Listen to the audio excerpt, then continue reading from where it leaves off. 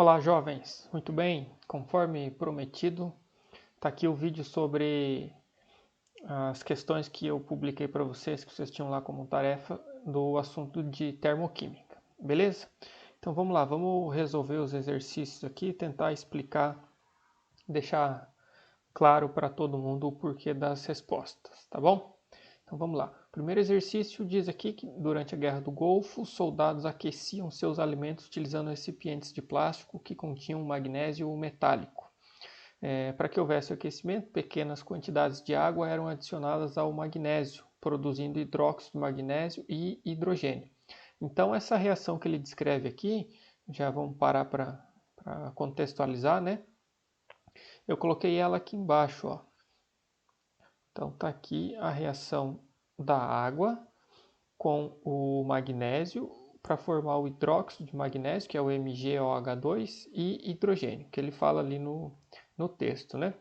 E aí na sequência ele fala que o diagrama simplificado da entalpia dessa reação é mostrado na figura abaixo. Então é esse diagrama que está aqui, esse gráfico, né? E em relação a isso é para você assinalar o que for correto. Muito bem. Então, o que dá para a gente destacar aqui já na hora que está lendo o texto, eu sinalizei aqui de vermelho que eles aqueciam seus alimentos. Então, é uma reação que vai ter que liberar energia. Quando a reação acontece liberando energia, vai esquentar o que tiver por perto, né? Então, eles misturavam aí esse magnésio com água para aquecer os alimentos. Então, é lógico que essa reação da água com o magnésio é uma reação exotérmica, né, que libera energia, certo? Então vamos lá. Vamos primeiro ver as opções de alternativas aqui e a gente analisa o diagrama na sequência, né? Então a primeira opção aqui, a reação do magnésio com a água pode ser classificada como endotérmica. Então é o que eu acabei de falar, né? Essa reação é uma reação que libera energia, então ela é uma reação exotérmica, né? Vai ter um ΔH que a gente chama, né, uma variação de entalpia negativa, reação exotérmica. Tá? Então isso é falso a primeira, né? Segunda, a entalpia da reação o ΔH no caso, né, menos 80 quilocalorias. E aí para saber se esse valor está certo ou não, a gente tem que olhar o gráfico, né? Como que você faz a leitura do gráfico? Então aqui embaixo no eixo X desse gráfico tem o caminho, né, ou o que seria o tempo, né, o tempo percorrido, o tempo da reação, o caminho da reação, né, no eixo X, e no eixo Y os valores de energia. Muito bem, então no início da reação, aqui no tempo zero, o que você tem? Só os reagentes, que são a água e o magnésio. Tá? Isso que você tem no tempo zero. Conforme passa o tempo, os reagentes vão se transformar em produto. E aí o produto tem um valor de energia menor, né? Os produtos que está aqui nessa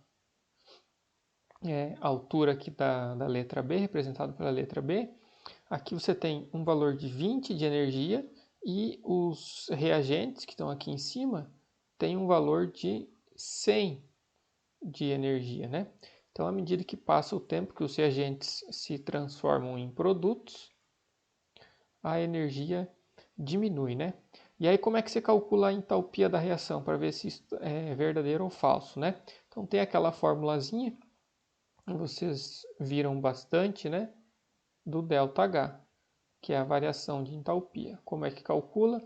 É a entalpia dos produtos menos a entalpia dos reagentes. E nesse caso aqui é bem fácil, né? Se o produto tem um valor de 20 de energia e os reagentes têm 100, então a continha aqui é 20 menos 100, o resultado é menos 80. Então tá certo isso daqui, né? Muito bem. Próximo aqui, o valor de x representa a variação de entalpia da reação. Exatamente essa distância que o x está representando aqui do 100 até o 20 é o que a gente chama de ΔH, variação de entalpia. Então, isso aqui também está correto. A diminuição da entalpia, energia no caso, de A para B indica que houve liberação de calor? O que você acha? Os reagentes aqui no ponto A tinham um valor de energia 100 E para se transformar no B, para os produtos, no caso para B existir, só precisa de 20 de energia. Então olha só, para o A existir você precisava de 100 calorias de energia para eles existirem.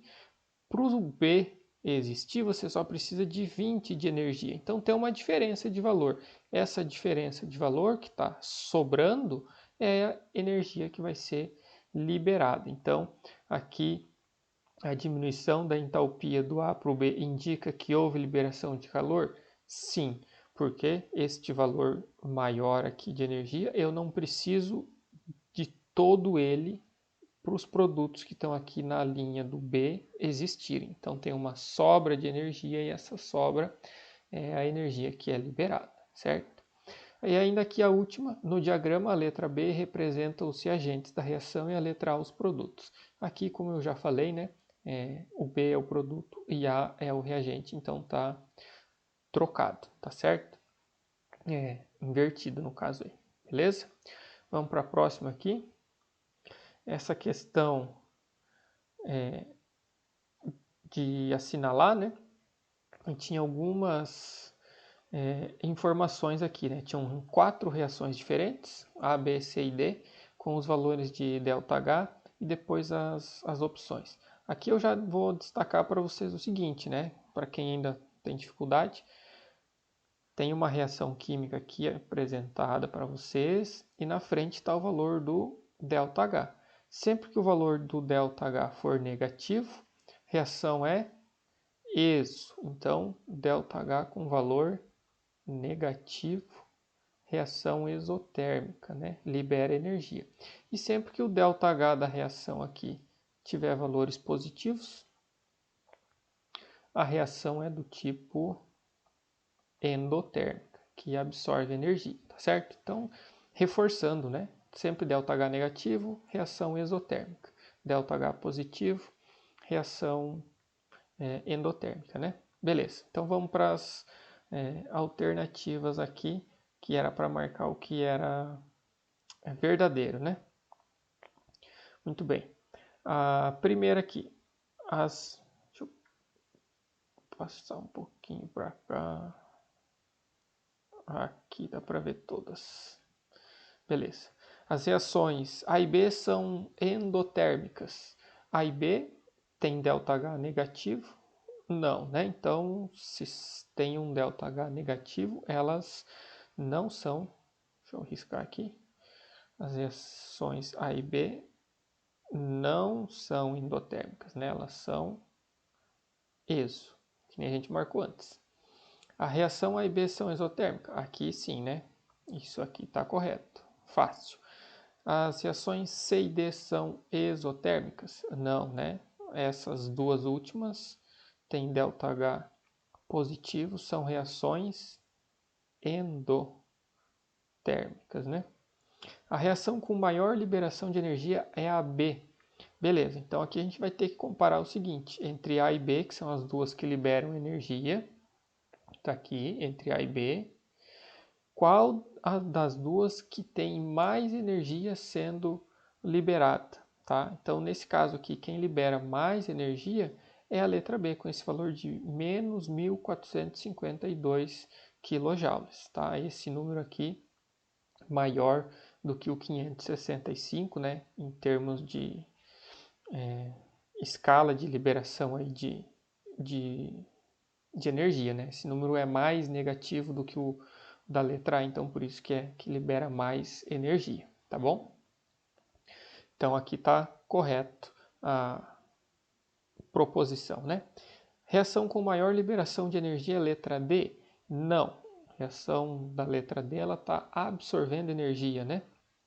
Ela é uma reação endotérmica, então ela não vai liberar, ela vai absorver. Então aqui errado por causa disso, tá?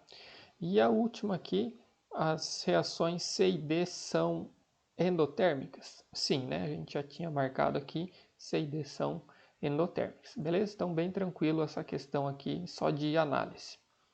Essa aqui já é uma questão que tinha que fazer um pouquinho de contas, né? Resolver um cálculo simples aqui. mas que não era também muito difícil. Então, está ali a questão, observe as informações da imagem a seguir na sequência para você assinalar a resposta correta com o valor da variação de entalpia da reação mostrada. Muito bem, então está ali a reação e é para você descobrir o ΔH. Qual que é o ΔH da reação?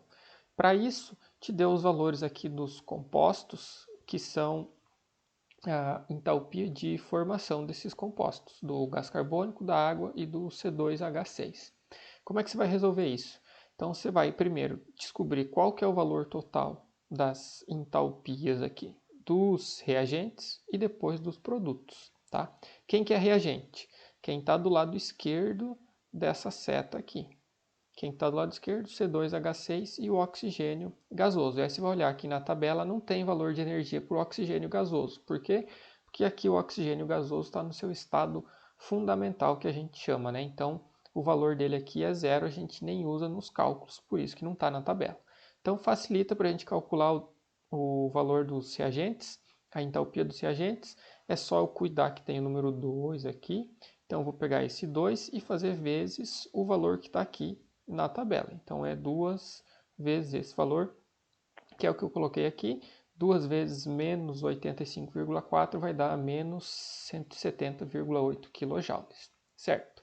E agora, fazendo a mesma coisa para o produto, tá? Para o produto. Quais são os produtos? O CO2, que é o gás carbônico aqui, então eu vou ter que colocar 4 vezes o valor da entalpia do gás carbônico, mais 6 vezes o valor da entalpia da água, que é o que está aqui nessa linha. Fazendo isso, 4 vezes o valor do gás carbônico, mais 6 vezes o valor da água, isso dá menos 1.574, mais o valor da água, que é menos 1.714,8. Cuidado aqui o sinal, né? Mais com menos vai ficar menos. Então, essa conta aqui é menos 1.574 menos 1.714 e o resultado é bem negativo. Está aqui, né? 3.288,8 kJ, certo? E agora? Agora você volta e usa aquela fórmula que você já conhece do ΔH, entalpia dos produtos menos entalpia dos reagentes. Fazendo isso, a entalpia dos produtos está aqui, esse valor, menos 3.288,8, está aqui. Menos, e esse menos aqui da fórmula, você vai repetir ele aqui, cuidado com esse sinal para não errar. Menos 170,8, que é o valor da entalpia dos reagentes. Fazendo essa conta aqui, você tem que o ΔH é menos 3.118 kJ. E aí essa aqui é a alternativa. Não tinha alternativa, né? Então era só marcar essa opção aqui. Beleza? Tranquilos? Muito bem. Mais 2 exercícios, acho que tinha, né? Aqui mais um com diagrama, né? Considere o diagrama de entalpia envolvendo dióxido de carbono e as substâncias elementares diamante, grafite, oxigênio, mostrado na figura abaixo. Responda. Qual o valor da variação de entalpia? Então aqui, lembra, né? Variação de entalpia quer dizer ΔH. Na obtenção de 1 mol do CO2 a partir da grafita. E se essa reação deve ser classificada como endo ou exotérmica. Muito bem. Então você vai olhar nesse diagrama aqui a reação para obter 1 mol do CO2. Eu escrevi aqui o que é essa reação que ele está pedindo, né? Carbono grafite, que está aqui ó, nessa linha, o carbono grafite, tá? O valor dele aqui é 0 nessa escala, então aqui está meio cortado esse diagrama, mas tem uma setinha que aponta para cima, né, falando que os valores aumentam para cá. Aqui é a linha do 0 e aqui o 2 para o diamante, né? Mas no nosso caso aqui a gente não vai se preocupar com o diamante, porque a pergunta é só do grafite para o gás carbônico. Então, a tua análise aqui é desse nível do carbono grafite até o nível do gás carbônico aqui embaixo do CO2. Essa distância em energia está aqui, ó, o H da entalpia e a unidade que é quilojoules por mol. Essa distância é de menos 394 quilojoules. Tá? Então, análise simples do diagrama.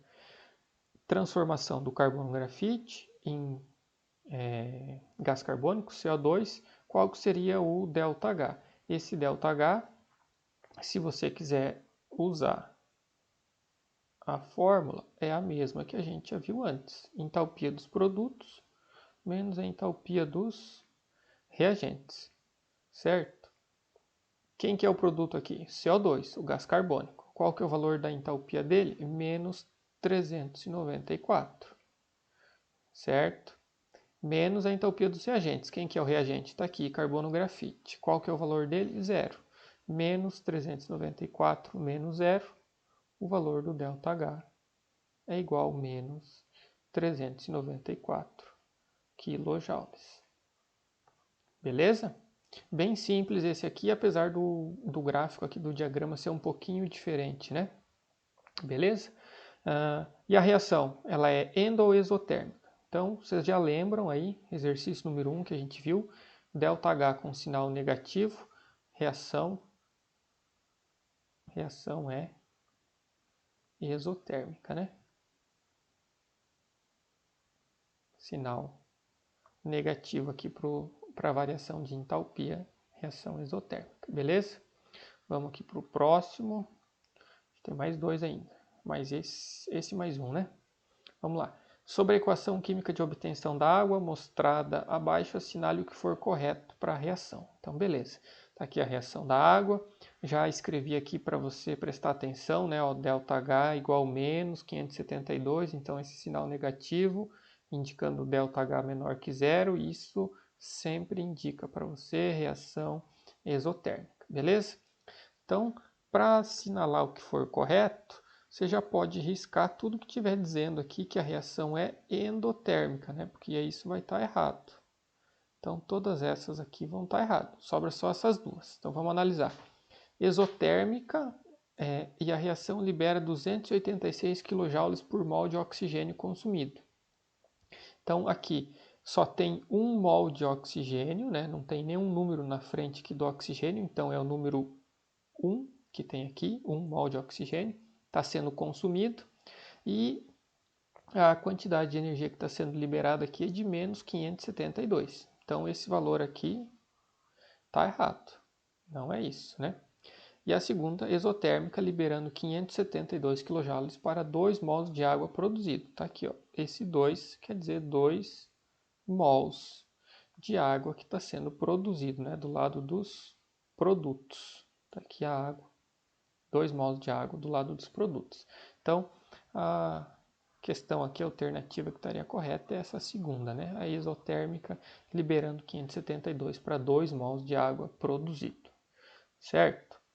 Agora sim, eu acho que é o último exercício, que inclusive eu já tinha passado para vocês em algum momento, né? Explicado ele aqui. Falando da mistura, né? Quando você mistura um ácido forte, como é o H2SO4, que é o ácido sulfúrico, é um ácido forte. Quando se mistura ele com água, isso dá uma reação, de certo modo, violenta, né? Que libera bastante energia. Então, está escrito aqui, ó, aumenta a temperatura. Então, se aumenta a temperatura, é uma reação exotérmica. Bem fácil, bem simples, né? E se você colocar dentro de um frasco ácido forte e água, no caso foi aqui H2SO4 e água, você vai ter uma reação que vai liberar energia e esse frasco vai esquentar. Então isso aqui é uma reação exotérmica, beleza?